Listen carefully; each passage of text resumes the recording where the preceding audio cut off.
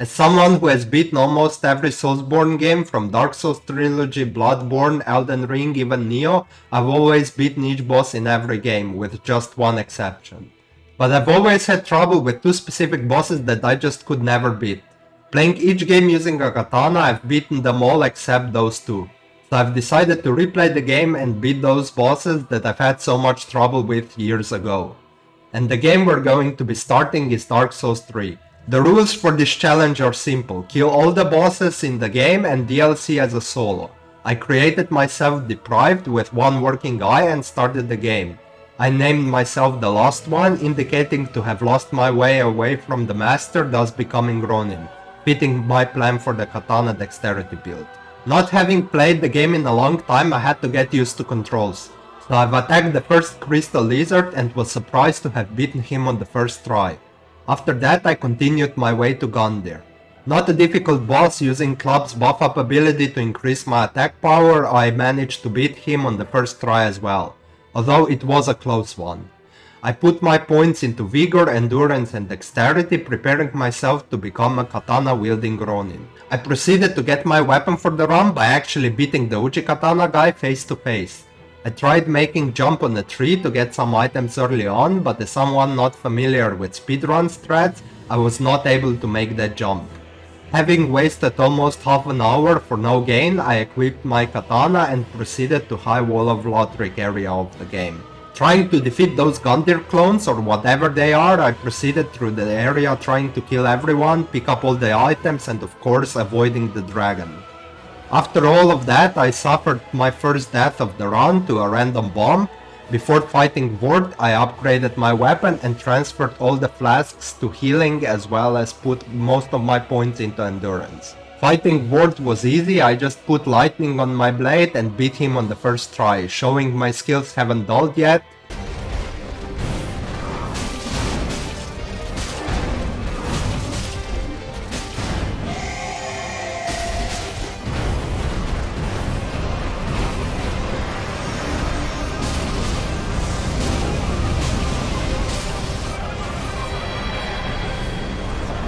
Then I upgraded some Vigor for health and continued to the next area. I have found this pilgrim by giving him some nice shaving and transported him to Firelink Shrine so I can level up for free. Well, kinda, if you don't care about consequences. I collected most of the other stuff in the area, including Etsu Shard, and I used Pilgrim's level up and have leveled up each Vigor, Endurance and Dexterity equally. I finally reached Curse Rotted Greatwood and beat him quite easily by putting fire on my weapon and burning his balls. And of course I put some more points into the same 3 stat. At this point I'll just stop repeating myself, so you can just imagine that's what my leveling up strategy is going to be through the entire game. I continued my way through the undead settlement, making a random suicide because of the frustration that I had to go way down to collect the items, and then did it again with the help of a friend. And of course again. Finally killed the Ice Sword Maniac and proceeded to the Road of Sacrifice. I finally got a good Fallen Knight armor because I've been pretty much naked and looking like a beggar this entire time, and of course got myself a grass shield, so I'm finally equipped for the job. I got rid of the strong pair mini-bosses by exploiting their weak point, the ladder.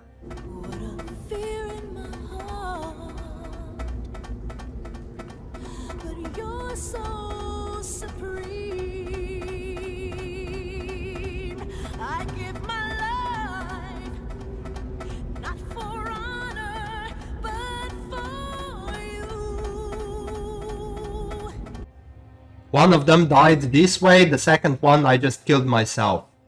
I picked myself some Sellsword Twin Blades, which I currently have no intention of using, but they're really good boss killers. And the backup, since my build is currently made for them. I killed a demon and of course created the Havel's Ring, which is honestly one of the better rings. Making my way through the Farron's Keep, I turned off the embers and prepared to face Abyss Watchers. To me, this is still one of the hardest fights in the game, so I died the first time around, and a lot more times after that.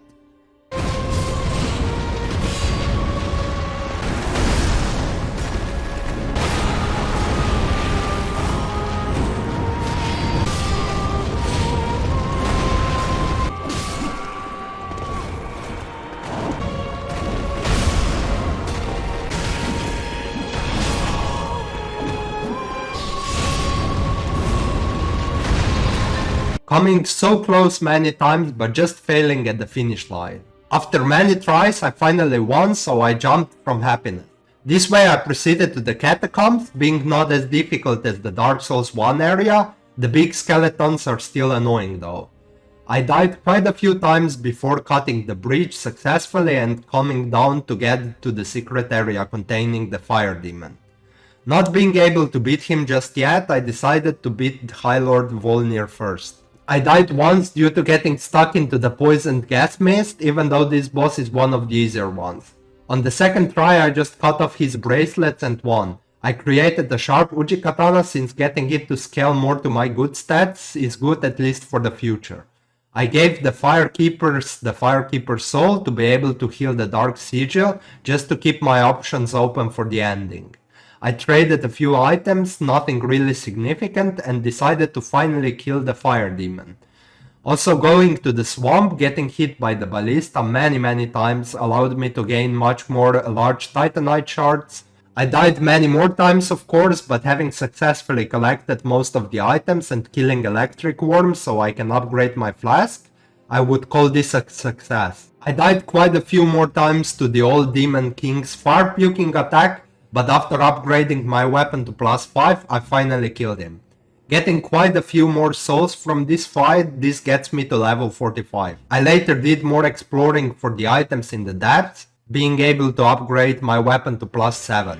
Upgraded and prepared, I proceeded my way to the Ethereal of the Boreal Valley. I killed whatever you can call this beast on the first try to get Pontiff's right eye. Then I remembered I still haven't killed the Crystal Sage, which is at this point a joke of a boss, so I returned to the woods and did this next. As well as getting the Astoria Greatsword, which is a perfect for my build, and at the points where katana sucks, this weapon is gonna help a lot, so my next weapon to upgrade is gonna be this one. I unlocked Ashes of Ariandel Bonfire for later on and proceeded my way through the cathedral. Killed those giants to have a free path of moving and proceeded to the next boss fight, Deacons of the Deep. Since this is the easiest fight in the game, I finished this quickly and proceeded back to the Boreal Valley. Going through this area can be very challenging because of all the fast sword wielding guys and fire spamming enemies, but I got through without too much trouble. Because I never learned how to parry, I barely beat Pontiff on the first try.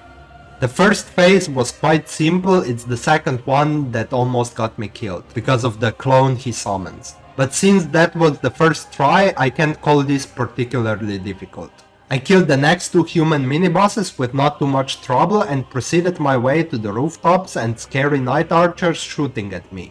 I get point blank shot in the head and almost falling down, but I managed to get through the area with a ballista bolt stuck in my head. I finally got my way into the Honor Londo and I finally reached Aldrich, having much more trouble with this boss compared to Pontiff.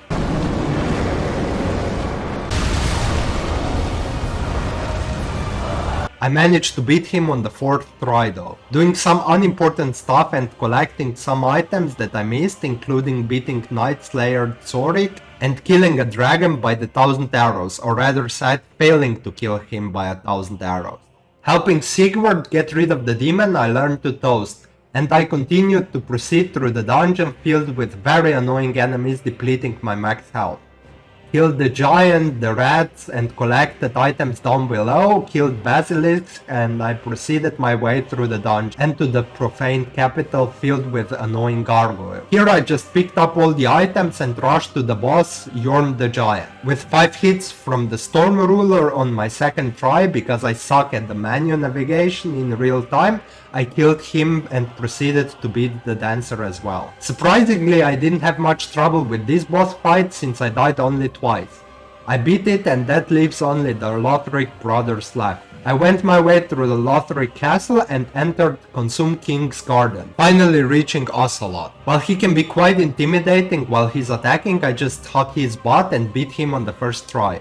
Going through the invisible wall, I reached the Untended Graves. Easily beating some big crystal enemies, I got a few demon titanites, which is honestly not really that useful for my build.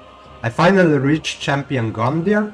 This is probably one of the most relentless bosses in the main game, and since I never really got good at parrying, I decided to beat him without it, which makes this boss much more difficult than he should have been. While I did die to him quite a few times, I was very surprised it only took 20 minutes to beat him.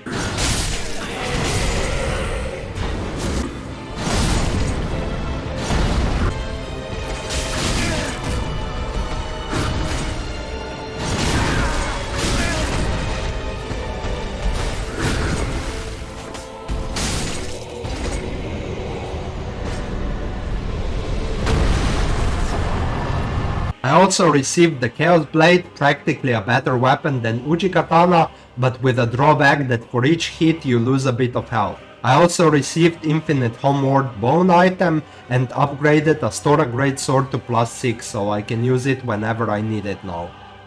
Upgraded Uji Katana to +9 and Chaos Blade to +3. And I bought a few more arrows and made my way through the Lothric castle, killing the 2 dragons guarding the gates with 1000 arrows and proceeded my way to reach the boss. I reached Dragon Slayer armor. While I sucked at dodging his attacks, I used my shield to mostly block most of his damage and got hit many times. But despite trading a lot of blows with him, I came out on top on the first try. Waxing my hat to not get killed by the ghost hands, I proceeded through the final stretch of Grand Archives. I killed the Crystal Sage clone quite easily, as well as other dangerous NPC enemies. I also killed one Crystal Lizard by falling onto him. I also received Onikiri and Ubadachi, basically a katana and wakizashi combo weapon, which is basically twin cell swords but worse. It's slower and has slower bleed build up. While not really a bad weapon by itself, it's horrible compared to those other weapons. At this point I have almost all the weapons I intend of using on this run. Dragon Crash Shield is also gonna last me through the entire game since it blocks 100% of the damage. I finally started using Astoria's Greatsword for the Lothric bosses since the range on it is much larger and easier to hit both brothers with one attack.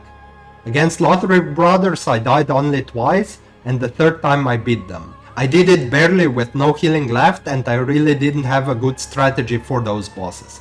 Just simply dodge their attacks and try to kill the younger princess as fast as possible. Currently my 3 main weapons are all upgraded to either +4 or +9, so they only need a Titanite slab to upgrade fully. I finally got to the final optional area, Archdragon's Peak. Since it's only final boss left for the main game, I decided to finish this area before that. The first boss in this area, if you can call it a boss, is just an easy run to the top and jump on his head killing him. And the only dangerous thing is throwing Chain Guy. I managed to skillfully avoid him due to him hitting the wall and getting stunned in the process. I finished the Wyvern on the first try though. I also killed another Wyvern by myself and of course a boulder and the dragon killer himself, Havel.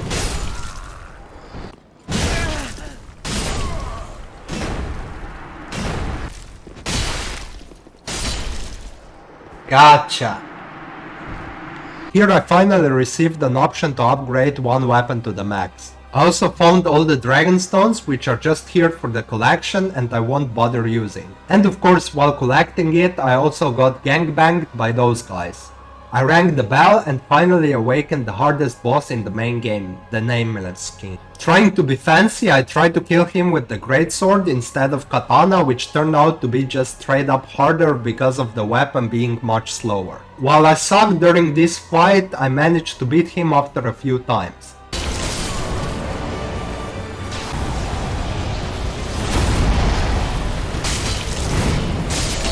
Got him! Before the final boss I did a few more side stuff to unlock the Usurpation of the Flame ending, the hardest one to obtain.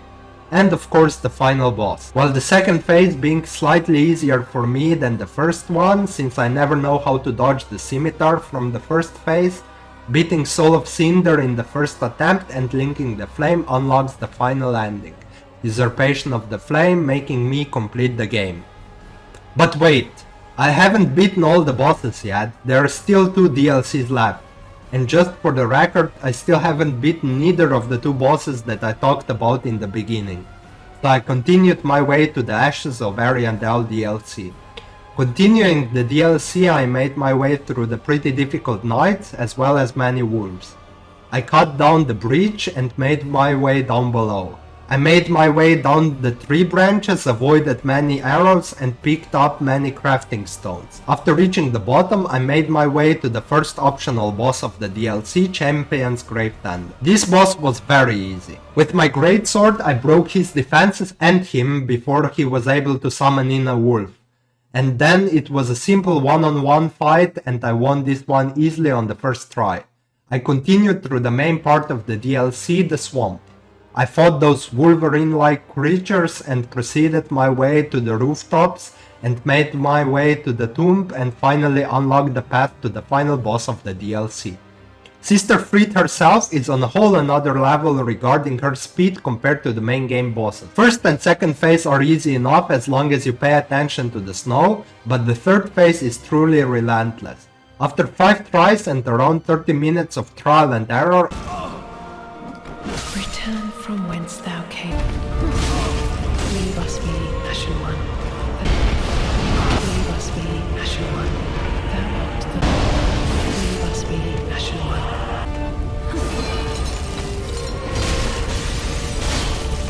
run! Yes! Yes!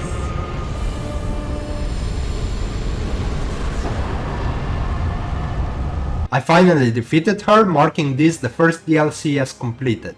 And finally making my way to the Ring City DLC, housing all of the bosses that were giving me trouble before. Rushing my way through the many lasers and dying many times, this DLC just doesn't fuck around.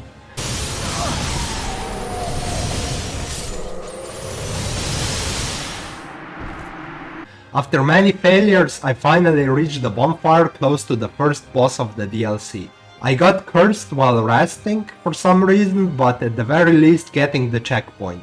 Fighting the demons is insanely difficult. While it's well-designed boss on the level of Ornstein and Smough, it's much more brutal and difficult. This is one of the 3 bosses that I've never beaten solo. The last time I played, I used an NPC summon, but this time I'm planning to beat them really solo. Testing which weapon is better, I decided Greatsword is a bit too slow and Chaos Blade only got me to the second phase. After many tries, I decided to pick my secret weapon that I've been reluctant to use, the Twin Cell Swords. Upgrading them just for this boss, I've put lightning on the blades and went ham on the boss. Proving why this weapon is considered to be OP, the next fight against the demons was an instant win for me.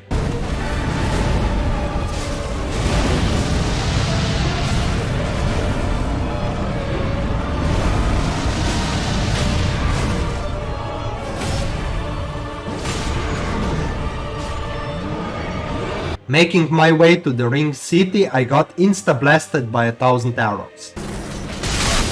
I wanted to pick up that item! Proving why this DLC is on a whole another level compared to the rest of the game. Finally getting through the archer section, this only marks the beginning of the difficulties. Proceeding through the swamp, I died many times. Reaching Midir, I finally sent him down below, but don't worry, he'll be back. Right before the final 2 bosses, I decided to beat Midir. And of course, he's one of the 2 bosses that I've never defeated before. His health bar is way too big and for some reason his attacks almost one-shot me as well. Decided I'm having none of it, I just used Cell Swords. And of course I failed to beat him on the first try, but Cell Swords showing why they're so OP, I've never even gotten him to half health, and yet those weapons I did it on the first attempt. And then this happened.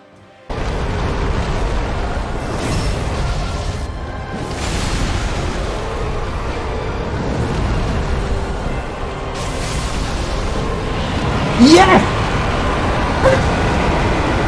Yes, literally I won on the second try. For the record, this boss I've never even gotten him to half health, and yet this time I beat him on the second try without much trouble. I crafted and upgraded the frayed blade and decided this weapon will be my endgame weapon. Just because it looks cool actually. Seriously, I'm just a sucker for katanas, fight me. Making my way to the boss, Half-Light Spear of the Church, this boss is more annoying with his parrying than actually difficult, and after a few times I did defeat him, giving me the final Titanite slab to be able to fully upgrade Frayed Blade. With this weapon I made my way to the final boss, and final boss I've never defeated before. Honestly, I went into this boss fight just trying to test the waters, not actually meaning to win yet. But then this happened.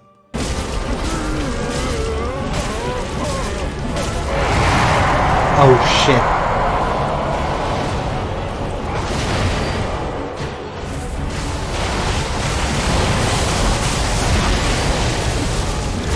Got him! Get down! Yes, the boss I've had so much trouble with 5 years ago, I've beaten on the first try. Not even using the self swords. And not even taking him seriously going into it. Finishing the game on a level 110, and now I can officially say I've beaten all the bosses in Dark Souls. Well, this one doesn't count. So how was the run?